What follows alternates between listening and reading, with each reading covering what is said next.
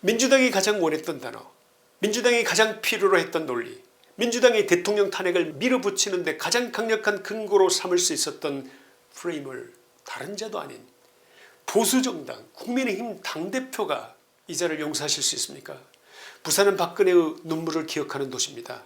부산은 탄핵의 상처를 알고 있는 도시입니다. 부산은 보수의 마지막 자존심을 지켜온 도시입니다. 그런 부산이 박근혜 30년 구형의 기억을 가진 인물에게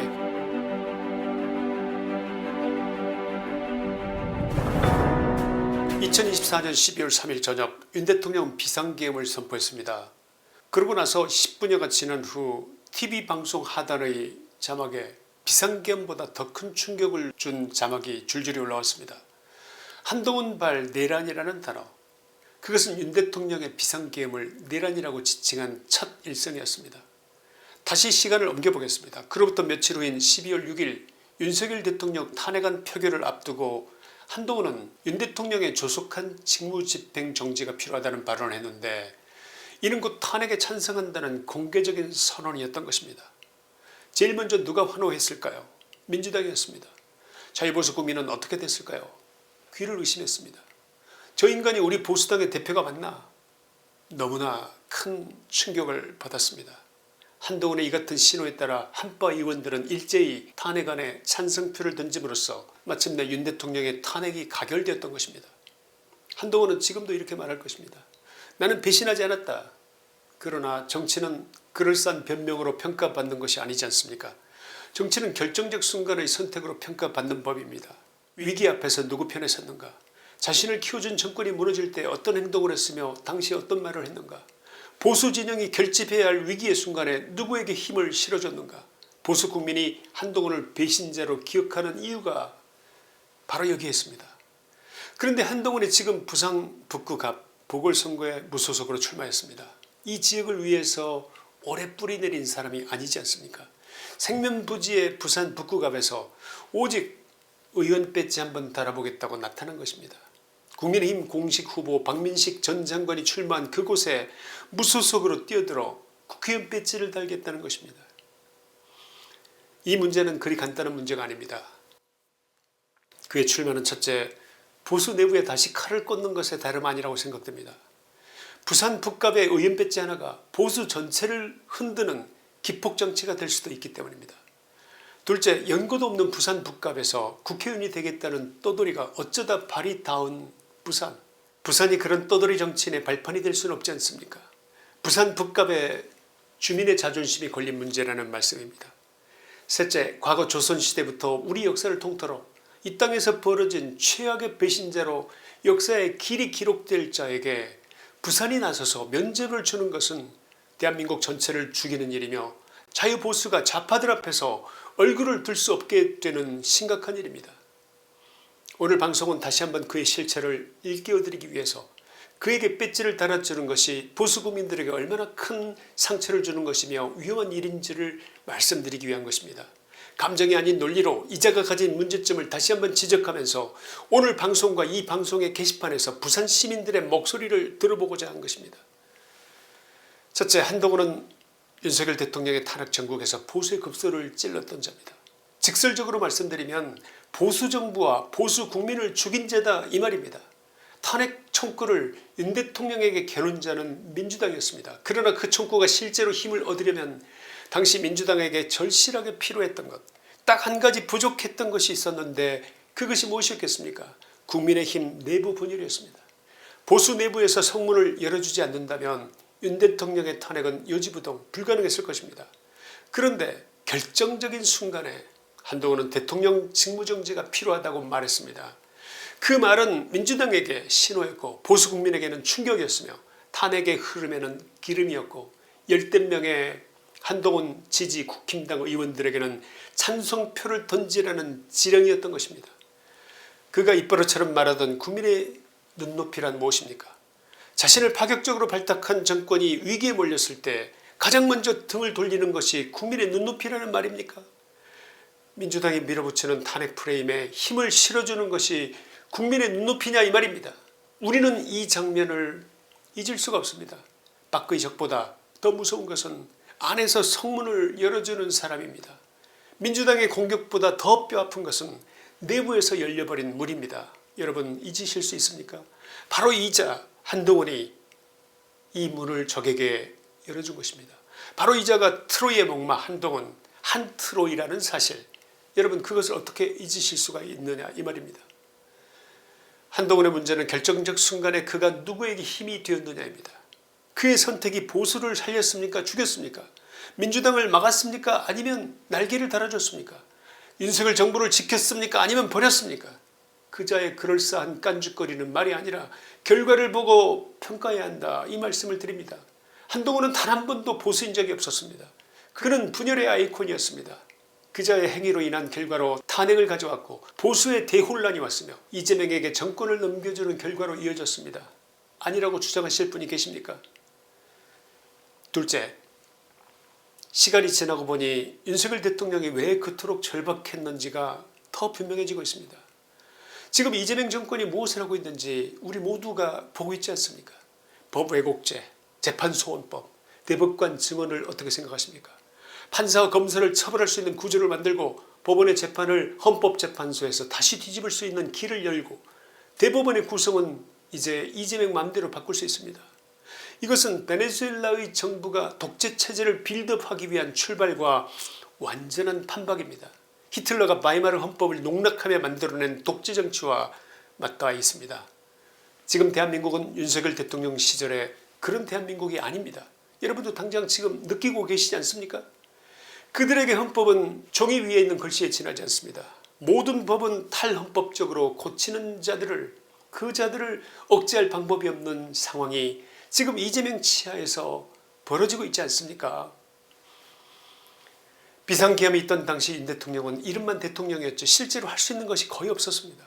거대 야당은 예산을 완전히 틀어막았고 대통령실의 예산을 제로로 만들어서 그 기능을 무력화했고 추진하고자 했던 모든 국정과제의 추진을 막았으며 검사, 장관, 국가기관장들을 줄줄이 탄핵하며 행정부에 손발을 묶었습니다. 대통령이 국정을 운영하려고 해도 예산을 막고 인사를 틀어막고 수사기관을 흔들고 탄핵을 해서 행정부의 손발을 잘랐던 것입니다. 이것은 당시 민주당이 야당으로서 국정 견제가 아니라 국가 기능의 마비, 즉 민주당발 조용한 내란이 진행되고 있었던 것입니다. 대통령이 대통령으로서 일을 할 수 없게 만들고 국가기관을 줄줄이 마비시키고 검사와 장관과 기관장들을 탄핵으로 몰아붙이고 행정부의 손발을 묶어 국가의 기능을 절단나게 하는 이 짓을 그 어떤 대통령이 그대로 보고만 있어야 한단 말입니까? 이걸 만약 이대로 둔다면 이거야말로 대통령으로서의 직무유기가 되는 것 아니겠습니까? 정상적인 국민이라면 이렇게 물을 수밖에 없을 것입니다. 도대체 무엇이 내란이냐?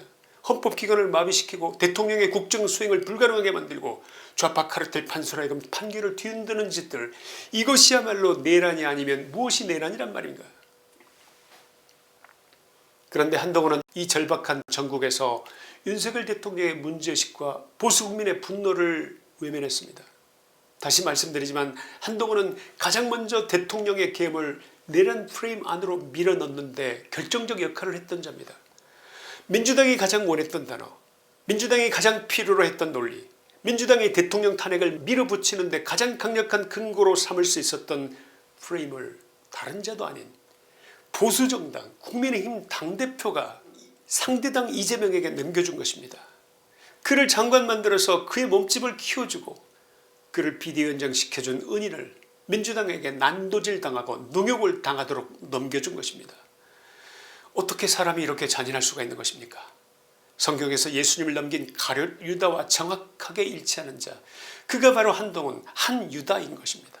이로써 밖에서 총을 겨눈 것은 민주당이었지만 안에서 성문을 열어준 사람이 누구였느냐 하는 질문을 한동훈은 영원히 피할 수가 없게 된 것입니다. 그를 키워준 정권이 위기에 몰렸을 때 그가 보여준 것은 신의가 아니라 배신이었고 책임이 아니라 계산이었고 결집이 아니라 분열이었습니다. 윤 대통령이 어떻게 그의 몸집을 키워주었는지 말하지 않더라도 형수처럼 대해줬던 김건희 여사에게 한동훈이 어떤 짓을 했는지를 굳이 들먹이지 않더라도 정치에도 사람 사는 인간관계에도 최소한의 기본 도리라는 게 있지 않겠습니까? 그런 인간 기본이 안 된 자라는 것, 그것을 저는 확신을 갖고 말씀드릴 수가 있습니다. 여러분도 동의하십니까? 아직도 그를 지지한다는 사람들은 제발 그의 별명이 어떻게 해서 한모사가 되었는지, 어떻게 해서 이렇게 많은 사람들이 그를 그렇게 부르는지를 돌이켜 한번 생각해 보시길 부탁드리겠습니다. 셋째, 한동훈이 박근혜 대통령에 대해서 30년을 구형한 기억은 부산 보수의 자존심을 찌르는 문제입니다. 박근혜 대통령은 부산을 찾아 국민의힘 후보 지원에 나섰습니다. 보수 지지자들은 박 전 대통령을 보기 위해 몰려들었습니다. 가는 곳마다 인산인해를 이루고 있습니다. 이것은 단순한 선거 유세가 아닙니다. 탄핵 이후에도 박근혜라는 이름이 보수 유권자들의 가슴속에 어떤 의미로 남아있는지를 보여주는 단적인 한 장면이라고 할 것입니다. 그런데 말입니다. 바로 그 부산에서 박근혜 전 대통령에게 징역 30년을 구형한 검찰 라인의 상징적 인물이 지금 표를 달라고 하고 있습니다. 어른들이 그닥 놀아주지 않으니 작전을 바꿔서 애들하고 셀카놀이 하면서 젊은 엄마들 감성을 건드려 보겠다는 얕은 수작질을 하고 있는 것입니다. 이 자를 용서하실 수 있습니까? 부산은 박근혜의 눈물을 기억하는 도시입니다. 부산은 탄핵의 상처를 알고 있는 도시입니다. 부산은 보수의 마지막 자존심을 지켜온 도시입니다. 그런 부산이 박근혜 30년 구형의 기억을 가진 인물에게 배지를 달아준다면 그것은 한동훈 한 사람의 승리가 아닙니다. 보수 전체의 패배입니다. 부산의 자존심이 배신자 앞에 무릎을 꿇는 일입니다. 부산이 그렇게 가벼운 도시는 아니지 않습니까? 보수 국민에게 상처를 준 자가 그렇게 쉽게 자신의 죄를 세탁하도록 허락하는 그런 도시가 아니지 않습니까? 넷째, 한동훈이 국회에 들어가는 순간 진짜 문제는 시작됩니다. 국회에 들어가는 순간 복당을 말할 겁니다. 당권을 흔들 겁니다. 장동혁 체제를 압박할 것입니다. 친한계 재편을 시도할 것입니다. 국민의힘 안에서 자기 세력을 만들고 보수정당의 방향을 흔들 것입니다. 부산 북갑의 보궐선거가 자유우파 전체를 흔드는 트로이 목마가 될 수 있다는 경고가 바로 이 지점에서 나옵니다. 부산 시민과 부산 북갑 주민 여러분께 간곡히 말씀드립니다. 한동훈의 정치적 배신을 세탁하는 무대를 만들어 주셔서는 안 된다고 말씀드립니다. 여러분도 동의해 주십시오. 부산은 원래 그런 곳이 아니지 않습니까? 부산은 자유우파의 자존심 같은 곳입니다. 한동훈이 국회에 들어와서 복당이라도 하게 되는 날에는 보수는 영원히 끝장납니다. 국민의힘 의원들은 둘로 갈라지고 당원들도 실망하여 뿔뿔이 흩어지게 될 것이며 그렇게 되면 바로 그날이 국민의힘의 사망선고일이 될 것이라고 저는 분명히 예언드릴 수 있습니다. 결론입니다. 부산은 아무나 와서 배지를 달고 가는 도시가 아닙니다. 부산은 배신의 정치가 세탁되는 곳이 아닙니다. 윤석열 탄핵 전국에서 보수 지지층을 충격에 빠뜨린 인물, 박근혜 30년 구형의 기억을 가진 인물, 무소속으로 나와 국민의힘 공식 후보와 보수표를 갈라놓는 인물에게 부산이 만약 길을 열어준다면 그것은 부산의 승리가 아니라 보수의 또 다른 상처가 될 것입니다. 한동훈이 국회에 들어가면 끝이 아닙니다. 그때부터 시작입니다. 복당, 당권 흔들기, 장동혁 체제 압박, 보수의 재분열, 이 모든 위험이 부산 북갑의 한 표에서 시작될 수 있습니다. 부산은 배신자를 세탁해주는 발판이 되어서는 안 됩니다. 부산은 자유우파의 자존심입니다. 그 자존심이 한낱 한동훈이라는 이름 앞에서 무너져서는 안 되지 않겠습니까? 우리 모두는 부산을 믿습니다. 김치환의 시사이다였습니다.